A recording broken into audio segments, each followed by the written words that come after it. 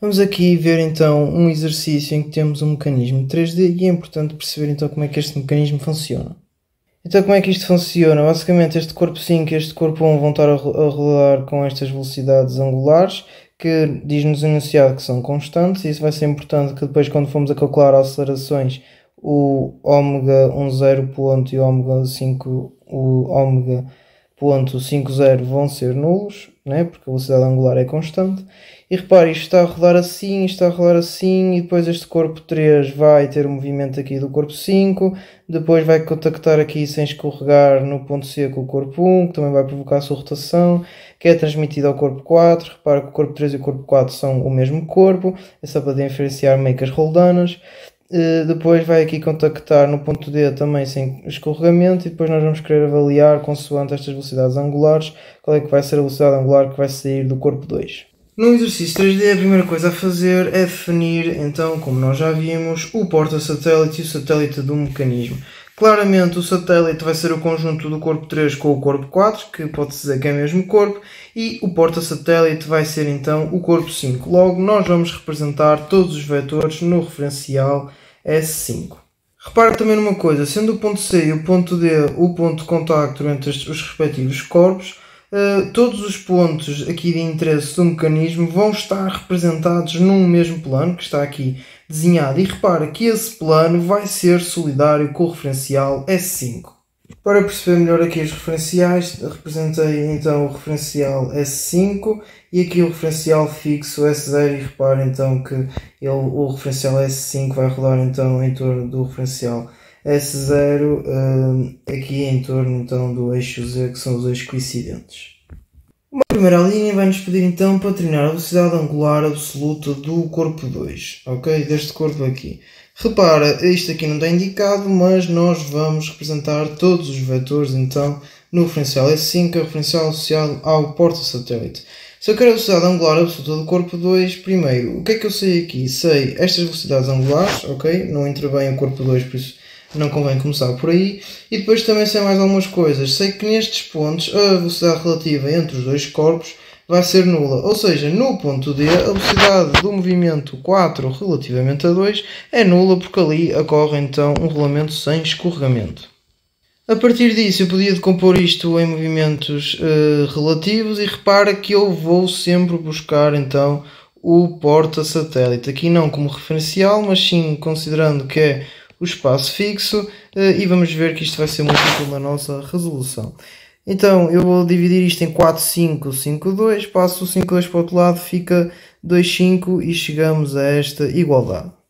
Vou determinar estas duas velocidades através de equação de Mozzi. Esta primeira relativamente ao ponto F e esta segunda relativamente ao ponto E. E porquê é que eu escolhi estes pontos para a equação de Mozzi? Repara, o ponto F no movimento 4, 5, repara que o corpo 4 vai rodar relativamente ao corpo 5 num eixo que atravessa então o ponto B e o ponto F, ou seja, neste eixo, o que implica que nesse movimento o ponto F é um ponto de velocidade nula. Logo isto aqui vai ser então igual ao vetor nulo. A mesma coisa para o ponto E no movimento 2,5.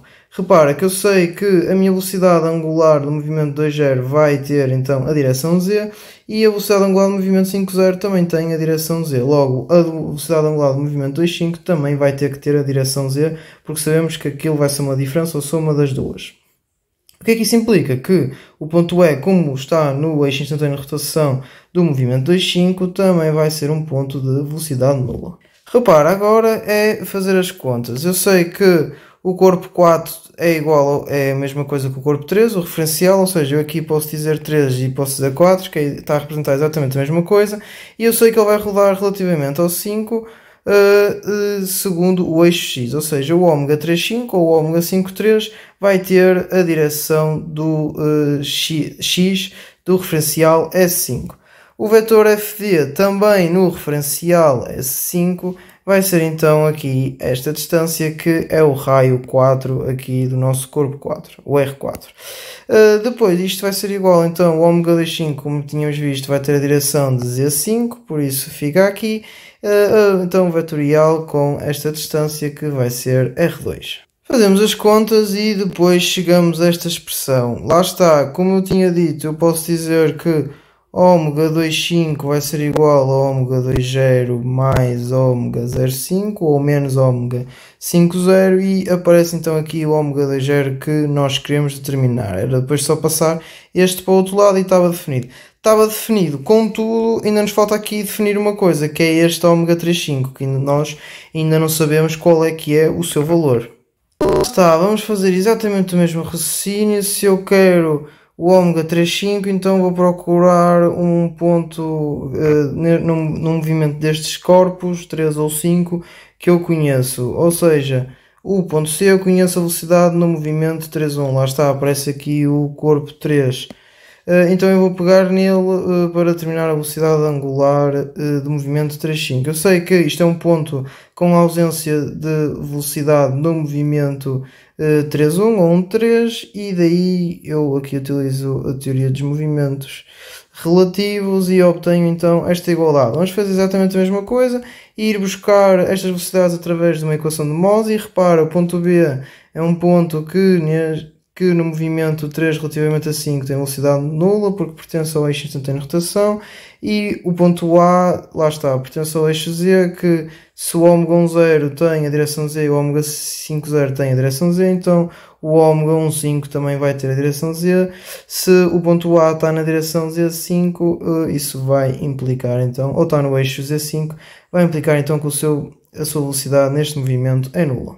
Vamos fazer aqui, repara mais uma vez que este valor é segundo x5, porque o corpo 3 roda relativamente ao corpo 5 segundo então este eixo, e depois aqui é só fazer as contas. Aqui ao bocado, como eu disse, que este ômega 1,50 lá está, vai ter a direção Z e vai ser ômega 1,0 menos ômega 5,0. Isto aqui, lembrem-se que é dado, são dados de enunciado. Fazendo as contas, chegamos então àquilo que nós queríamos obter para definir então completamente a velocidade angular do movimento 2,0. Esta linha B, queremos obter então a velocidade do ponto F, este ponto aqui, do corpo 5, relativamente a um observador solidário do corpo 1 por derivação de um vetor posição. E repara que esse vetor posição vai estar definido no referencial do porta-satélite, que é o referencial S5. Escolhi para vetor posição o vetor AF, porque lá está o ponto A é um ponto solidário do corpo 1 e está representado no referencial S5, relembrando, então a velocidade do ponto F no movimento 5,1 vai ser a derivação deste vetor relativamente a 1 expresso em S5 e repara que vamos então ter que utilizar o teorema das derivadas relativas, ou seja, vai ser a velocidade angular de 5 para 1.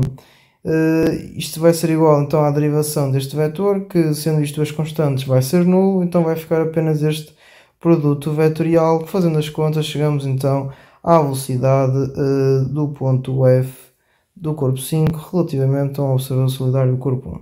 Nesta linha o objetivo vai ser então determinar a aceleração do ponto D, o ponto de contacto entre estes dois corpos, do corpo 1 relativamente a um observador solidário do corpo 5, recorrendo à aceleração do ponto C no movimento relativo 1 em relação a 3. Isto claramente é aquele tipo de exercício que é para ver se nós sabemos utilizar velocidades de permutação, calcular a aceleração no sentido instantâneo de rotação, trabalhar com a segunda equação de Mozzi, com a teoria dos movimentos relativos, onde aparece a aceleração de Coriolis e esse tipo de coisas. Muito bem, então eu vou começar por utilizar a segunda equação de Mozzi relativamente então ao ponto C. E vocês perguntam, e porquê é que não fazias uma decomposição no movimento relativo 1, 3, 3, 5 e depois ia-te aparecer ali, podias depois ir buscar aqui a aceleração do ponto C. Lá está, isto é um bocado experiência, fazer vários exercícios e tentar imaginar aquilo que vai dar menos trabalho. E eu na altura quando fiz isto, o que achei que ia dar menos trabalho era este tipo de resolução. Repara, porque é que este termo aqui vai ser nulo? Esta aceleração angular de movimento 1,5. Isto aqui é utilizar o teorema das derivadas relativas, isto aqui é derivado relativamente a 5, então vai ficar 5,5, ou seja, ômega 5,5 sabemos sempre que é 0, então isto aqui desaparece. Porque é que este termo aqui também vai ser 0? Porque nós vimos anteriormente que tanto o ômega 1,0 como o ômega 5,0 são constantes, logo a sua derivada é nula. Daí então este vetor ser vetor nulo. Repare, então aqui desta expressão já temos CD, ok? É um vetor que é facilmente determinado no referencial S5. Lembrando que todos os vetores que estamos aqui a representar estão no referencial do porta-satélite. Isto aqui também é fácil de determinar, falta-nos então determinar a aceleração do ponto C no movimento 1,5 e agora sim vamos recorrer à teoria dos movimentos relativos e ir buscar então a aceleração do ponto C no movimento 1,3. Então, a aceleração do ponto C no movimento 1,5 vai ser igual à aceleração do ponto C no movimento 1,3 mais o 3,5 e depois aqui esta componente de Coriolis, que vai ser nula. Porquê? Porque a velocidade do ponto C no movimento 1,3 é zero, porque sabemos que é um ponto que nesse movimento tem velocidade de escorregamento nula. Vamos passar aqui para terminar a aceleração do ponto C no movimento 1,3 e sendo este o instantâneo de rotação deste mesmo movimento, nós vamos determiná-lo através aqui deste produto vetorial entre a velocidade de permutação do ponto C no movimento 1,3. Repara que quando utilizo este V grande é para a velocidade da permutação, vetorial então com a velocidade angular 1,3.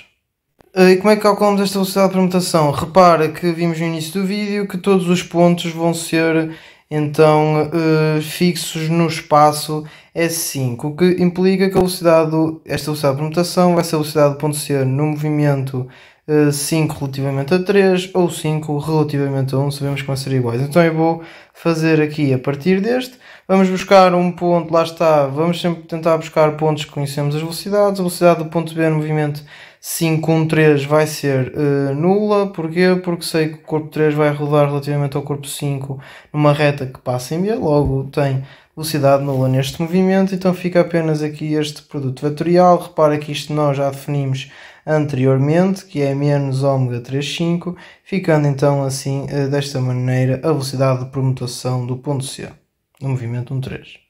Velocidade de permutação do ponto C no movimento 1,3 e aqui ômega 1,3 que foi calculado aqui desta maneira como podem ver em baixo.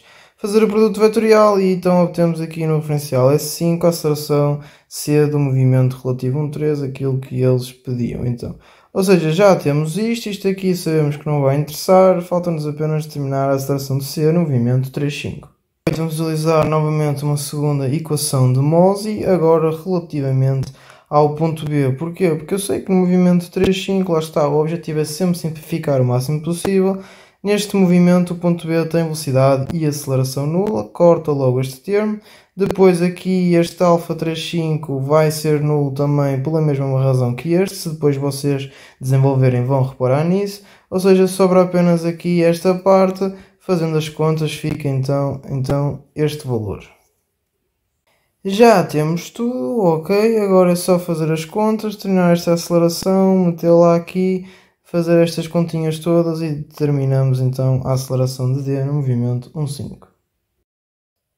É tudo neste vídeo, espero que tenham aprendido mais alguma coisa e até à próxima aula.